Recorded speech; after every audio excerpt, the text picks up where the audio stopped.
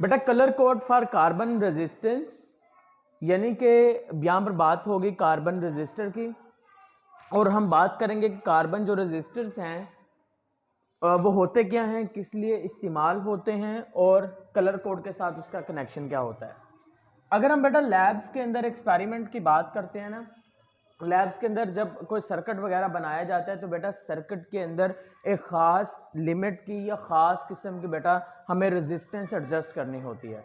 Suppose that आपने एक circuit बना लिया, उस सर्किट में आप एक बल्ब लगाया, एक बैटरी का सोर्स लगा दिया है, और आप बल्ब की जो रोशनी है उसको ऑब्जर्व करने वाले हैं। आपने एक रेजिस्टर रखा है, उस रेजिस्टर की जो रेजिस्टेंस थी वो लो थी, रेजिस्टर की रेजिस्टेंस लो थी, तो जारी बात है जो करंट ज़्यादा पास होगा, करंट ज़्यादा पास होगा तो बल्ब ज़्यादा रोशन हो जाएगा। फिर मैंने एक सर्किट बनाया, उस सर्किट में मैंने एक रेजिस्टर लगाया, उस रेजिस्टर की जो रेजिस्टेंस थी वो थी काफ़ी हाई। अब उस रेजिस्टर की जो रेजिस्टेंस है वो काफ़ी हाई है, रेजिस्टेंस काफ़ी ज़्यादा है, तो जाहिर सी बात है करंट पास होगा, कम होगा। करंट कम पास होगा तो बल्ब कम रोशन होगा। यानी कि जब आप एक्सपेरिमेंट करते हैं ना या कोई सर्किट बनाते हैं, उस वक्त हम रजिस्टर इस्तेमाल करते हैं। जनरली तौर पर जो हम रजिस्टर्स इस्तेमाल कर रहे होते हैं बेटा लैब्स वगैरह के अंदर, एक्सपेरिमेंट के अंदर, वो क्या होते हैं, वो बेटा अलॉयज होते हैं। अब जो अलॉयज होते हैं ना, अलॉयज इनकी जो, अगर आप रेजिस्टिविटी की बात करते हैं तो बेटा इनकी जो रेजिस्टिविटी है वो ऑलमोस्ट कांस्टेंट रहती है। अलॉयज क्या होते हैं, अलॉयज बेटा अलॉय कहते हैं जब दो मेटल्स आपस में कंबाइन होती हैं, उनके मिलने से क्या बन जाता है, अलॉय बनता है। अब इसका फायदा होता है, इसका फायदा बेटा क्या होता है, इसका फायदा ये होता है कि इनकी जो रेजिस्टेंस होती है वो लो होती है। रेजिस्टेंस इनकी क्या होती है, लो होती है। इसका सेकंड, यानी कि अगर आपको कोई ऐसा सर्किट बनाना है जिसमें रेजिस्टेंस कम चाहिए तो आप इस रेजिस्टर को इस्तेमाल कर सकते हैं। इसी तरह से बेटा सेकंड एक पॉइंट, अगर हम अलॉयज की बात करते हैं तो इनका जो रेजिस्टिविटी है, या बेटा हम कहते हैं कि एक हीटिंग इफेक्ट होता है, हीटिंग इफेक्ट ऑफ करंट, यानी कि जब करंट पास होता है, करंट के पास होने से जो हीटिंग होती है, जो टेम्परेचर होता है वो वायर्स का बढ़ जाता है। लेकिन जो अलॉयज होते हैं, ये जो रेजिस्टर्स हैं, इनके अंदर जो हीटिंग इफेक्ट है वो भी एब्सेंट होता है, यानी कि इनकी जो रेजिस्टिविटी है वो क्या रहने वाली है, कांस्टेंट रहेगी।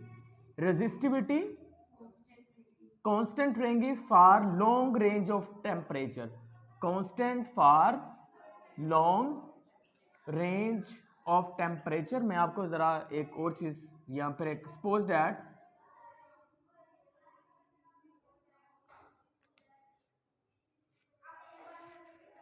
हमारे पास बेटा एक अलॉय है,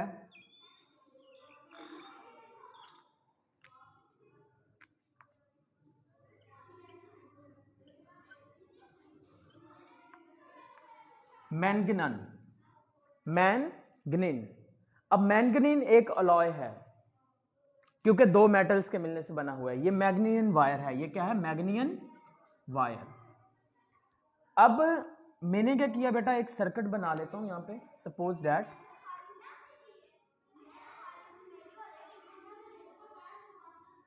ये मेरे पास बेटा बल्ब आ गया, यहां पे मैं इसको बैटरी से कनेक्ट कर देता हूं, सोर्स से।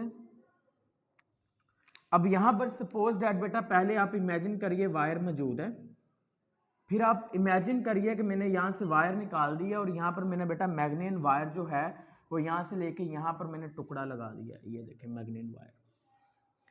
अब जो करंट पास होना है, जाहिर सी बात है मैग्नीशियन वायर से पास होके जाएगा। मैग्नीशियन वायर एक रेजिस्टर का काम करता है, एक अलॉय है, रेजिस्टेंस क्या है, कम है, बल्ब अच्छे से रोशन होगा। लेकिन मैं चाहता हूं भाई बल्ब की रोशनी कम हो, करंट कम पास हो। करंट कम पास होगा, करंट तभी कम पास होगा जब रेजिस्टेंस क्या होगी, ज्यादा होगी। जब रेजिस्टेंस बढ़ेगी करंट कम पास होगा।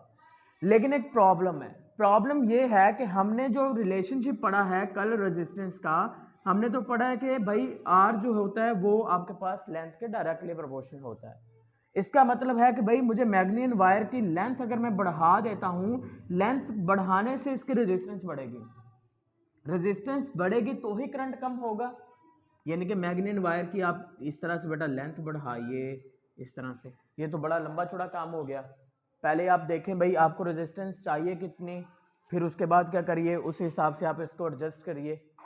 लेकिन इससे एक आसान काम भी है। इसके आसान काम ये होता है कि आप क्यों ना एक ऐसा रजिस्टर इस्तेमाल कर रहे हैं जिसकी रेजिस्टेंस ज़्यादा हो, क्योंकि अगर अलॉय इस्तेमाल करते हैं तो अलॉय की रेजिस्टेंस हमें बढ़ाने के लिए उनकी लेंथ बढ़ाना पड़ेगी। अगर मुझे रेजिस्टेंस और चाहिए तो मुझे मैग्नीन वायर और लंबा करनी पड़ेगी, मुझे सर्किट में लगाना पड़ेगी। लेकिन अगर इसकी जगह पर मैं एक ऐसा रजिस्टर इस्तेमाल कर लूं जिसकी पहले से ही रेजिस्टेंस हाई है, तो बेटा क्या ख्याल है, वो बेहतर नहीं रहेगा? वो बेहतर रहेगा। तो इसलिए हम यहां पर इस्तेमाल करेंगे, हम एक रजिस्टर इस्तेमाल करते हैं जिसका नाम क्या होता है, that's name is a carbon register. क्या नेम है? रजिस्टर। अब कार्बन रजिस्टर एक ऐसा रजिस्टर, रेजिस्टेंस क्या है जिसकी हाई रेजिस्टेंस, इसकी रेजिस्टेंस क्या होगी, बहुत ज्यादा होगी। कार्बन रेजिस्टेंस जो होगा ये बेटा बहुत कॉम्पैक्ट होगा, कॉम्पैक्ट रेजिस्टर। कॉम्पैक्ट कहते हैं स्मॉल को या वेरी स्मॉल, किसको कहते हैं, वेरी स्मॉल रेजिस्टर। अब बहुत ज्यादा छोटा होने की वजह से एक छोटा सा प्रॉब्लम है यहां पर। इसका ड्रॉबैक क्या होता है बेटा, अलॉयज का ड्रॉबैक ये होता है कि हम इसकी मदद से इसकी रेजिस्टेंस इंक्रीज नहीं कर सकते, that is the drawback of the alloys. Carbon resistance का भी ड्रॉबैक है। इसका ड्रॉबैक क्या होता है बेटा, इसका ड्रॉबैक ये होता है कि अगर आप कार्बन रेजिस्टर इस्तेमाल करते हो ना, तो कार्बन रेजिस्टर मैंने कहा वो इतने छोटे होंगे कि आप उसके ऊपर उसकी रेजिस्टेंस लिख ही नहीं सकते। ये जो रेजिस्टर होते हैं ये बड़े होते हैं, इनके ऊपर हम रेजिस्टेंस लिख देंगे, भाई इसके रेजिस्टेंस है 5 ओहम, इसके रेजिस्टेंस है 6 ओहम, 10 ओहम, 15 ओहम, 20 ओहम। लेकिन ये जो हैं ये इतने से छोटे छोटे होते हैं, इसके ऊपर आप लिख ही नहीं पाओगे। That is a drawback of the carbon resistor. फिर हमें कैसे पता चलेगा इस रेजिस्टर की इतनी रेजिस्टेंस है, ये कार्बन रेजिस्टर है इसकी भाई इतनी रेजिस्टेंस है? कुछ ना कुछ कोड होना चाहिए जिससे हमें पता चल सके कि इस रेजिस्टर की इतनी रेजिस्टेंस है। तो फिर हमने कोड के लिए क्या ढूंढा, कलर ढूंढा। क्यों ना इन छोटे छोटे रेजिस्टर को हम डिफरेंट कलर्स दे दें, हम इनको डिफरेंट कलर दे दें, हम इनको ब्लू कलर दे दें, ग्रीन कलर दे दें, हम इनको ब्लैक कलर दे दें, हम इनको रेड कलर दे दें। क्यों ना डिफरेंट कलर से हम पहचान लें और हम पूरी दुनिया में एक फिक्स कर लें, हम पूरी दुनिया में फिक्स कर लें जहां पर ग्रीन कलर का रेजिस्टर इस्तेमाल हुआ, समझ आना है इसकी रेजिस्टेंस इतनी है, जहां पर रेड कलर का हुआ उसकी रेजिस्टेंस इतनी होगी। जैसे आप लोग बायोलॉजी में पढ़ते हो बाइनोमियल नोमेनक्लेचर, पूरी दुनिया में एक नाम। फिजिक्स में आप लोग पढ़ते हो सिस्टम इंटरनेशनल यूनिट, पूरी दुनिया में एक यूनिट। इसी तरह से अब हम रेजिस्टर की बात करेंगे तो रेजिस्टर में भी हम यही कहेंगे कि डिफरेंट कलर के कार्बन रेजिस्टर होंगे, लेकिन पूरी दुनिया में वो जो कलर होगा उनकी जो रेजिस्टेंस होगी वो क्या होगी, एक जैसी होगी, वो चेंज नहीं होगी। अब उसके लिए क्या किया गया, उसके लिए बेटा डिफरेंट कलर्स बनाए गए। सपोज दैट मैं आपको यहां पर दिखा देता हूं। पहले कलर ब्लैक, फिर आएगा बेटा ब्राउन। लेकिन उससे पहले बेटा एक और चीज जान ले, जो कार्बन रेजिस्टर होता है ना, कार्बन रेजिस्टर के ऊपर 4 बैंड्स होते हैं। कार्बन रेजिस्टर के ऊपर कलर के कितने बैंड्स होंगे, 4 बैंड, 1 2 3 एंड 4 बैंड्स। अब इन 4 बैंड्स का काम क्या होता है, बैंड्स, हेडिंग देखें यहां पे, बैंड्स ऑफ रेजिस्टर्स या कार्बन रेजिस्टर, 4 बैंड्स हैं, डिफरेंट कलर्स में होंगे। अब पहले बैंड का काम क्या होता है, फर्स्ट बैंड। बेटा जो पहला बैंड होता है ना वो हमें एक सिग्निफिकेंट फिगर देता है। पहला बैंड क्या देगा, सिग्निफिकेंट फिगर। सिग्निफिकेंट फिगर समझते हो ना, फर्स्ट ईयर में चैप्टर नंबर फर्स्ट में सिग्निफिकेंट फिगर।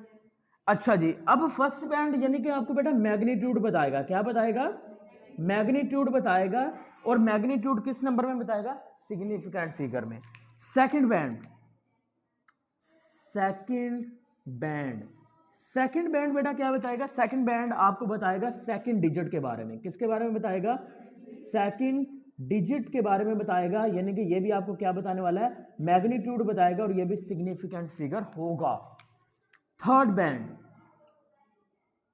जो थर्ड बैंड होगा बेटा आपके पास, ये क्या बताएगा बेटा, ये आपको सिग्निफिकेंट फिगर नहीं होता।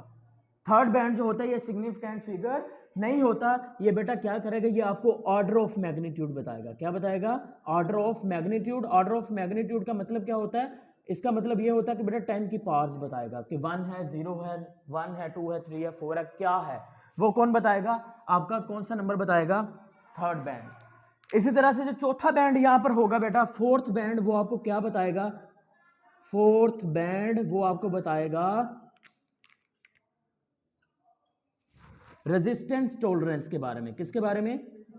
रेजिस्टेंस टॉलरेंस के बारे में। अब मैं बताता हूं कि ये किस तरह से आप इसको सॉर्ट आउट कर सकते हैं।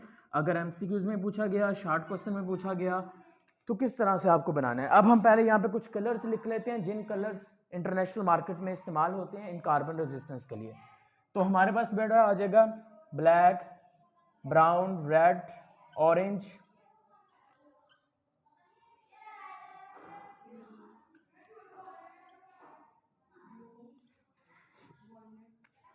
बेटा खामोशी से बैठिए। Black, brown, red, orange, yellow, green, blue, violet,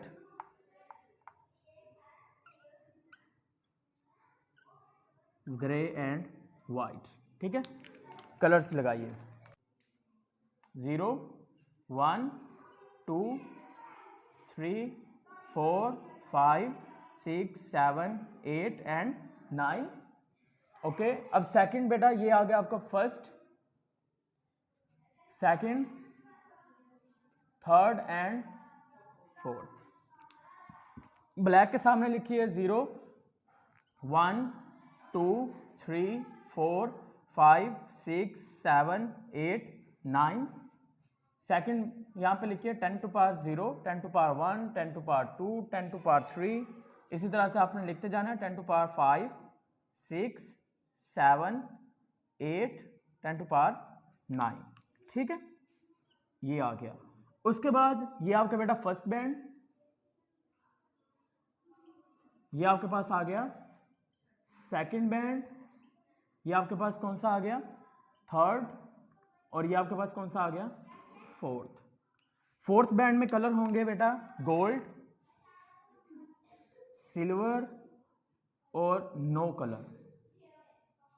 अब अगर गोल्ड कलर हुआ तो बेटा रेजिस्टेंस जो होगी, टॉलरेंस, दैट इज +-5%। सिल्वर होगी तो +-10%। नो कलर होगा तो +-20%। अब इसका मतलब क्या है?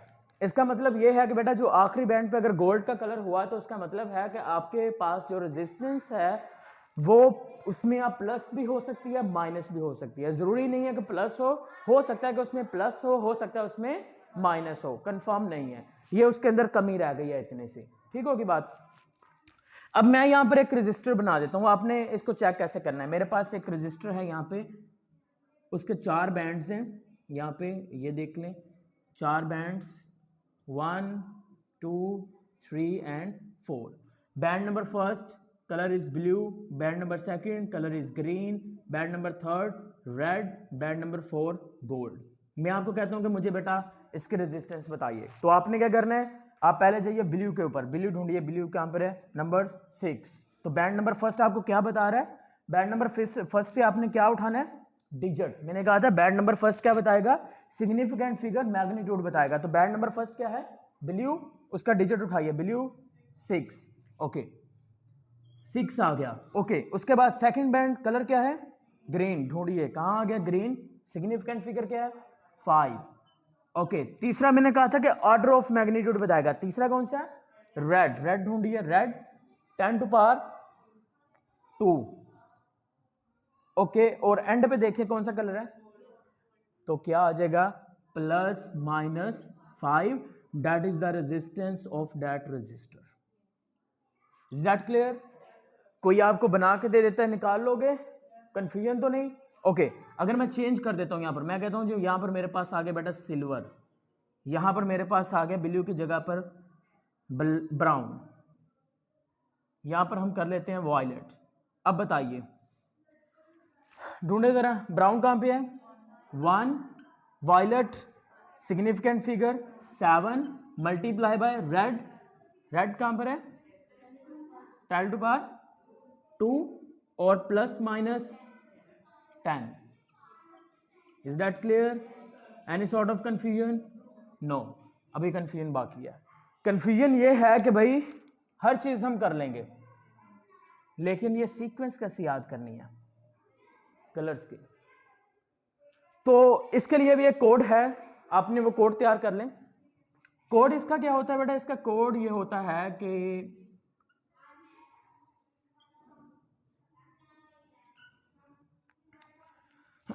ओके बेटा, बी रॉय, ये किसी इंसान का फर्ज कर ले नाम है, ठीक है। B Roy in Great Britain has very good wife, ठीक है। बी रॉय किसी का नेम है, बी से ब्लैक, बी से ब्राउन, आर से रेड, उसके बाद जी से बेटा आपके पास जी से ग्रीन, उसके बाद बी से ब्लू, उसके बाद वी से वायलट, उसके बाद जी से ग्रे और डब्ल्यू से वाइट। बेटा वाइट, आप वाइफ की तरफ रहने दें, वाइट वाइफ ही रहने दें, आप सिर्फ वाइफ की जानिब रहें, सॉरी वाइट की जानिब भी रहें, ठीक है। तो क्लियर हो गया, सीक्वेंस याद रह जाएगी अब। तो इस कोड से आप अपनी सीक्वेंस याद रखिए, ये चीज़ें याद रखिए, ये एमसीक्यूज में इस्तेमाल की जाएंगी। एमसीक्यूज में कलर्स देकर पूछा जा सकता है, शॉर्ट क्वेश्चन में पूछा जा सकता है, और ये टॉपिक इस तरह से आपने तैयार करना है। ये बैंड्स का ये काम होगा। Is that clear? चलें ठीक है, ओके।